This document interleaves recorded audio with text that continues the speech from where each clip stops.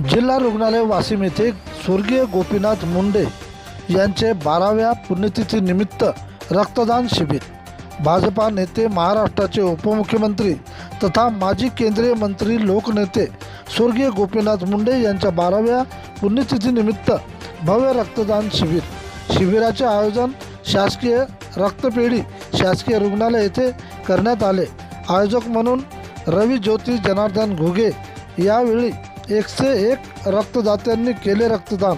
शिबिराचे उद्घाटक म्हणून डॉक्टर अनिल कावरखे, अतिरिक्त म्हणून डॉक्टर अविनाश पुरी, प्रमुख पाहुणे म्हणून doctor Sachin Salve, doctor Manish Mantri, doctor Abhijit Kayande, Dnyaneshwar Gadekar, Ashok Wagh, Dnyaneshwar Dukare, Avinash Shinde, Vicky Kalamkar, Ganesh Wankhede, Mayur Raut, doctor Prashant Wankhede, संकल्पनासाठी डॉक्टर हरिदास मुंडे, डॉक्टर अनुराधा दागडिया, शिवानी मालपानी, राखी काळबांडे, संपर्क म्हणून सचिन दंडे, फुके परिचारिका प्रियंका सावंत, दत्ता कागणे, नरेंद्र सांगळे, सुनील सावके यांचे सहकार्य। तसेच रक्ताचे महत्त्व म्हणून डायलिसिस रुग्ण, प्रसूती माता, गरोदर महिला, अपघातग्रस्त, सिकल सेल ॲनिमिया, थॅलेसेमिया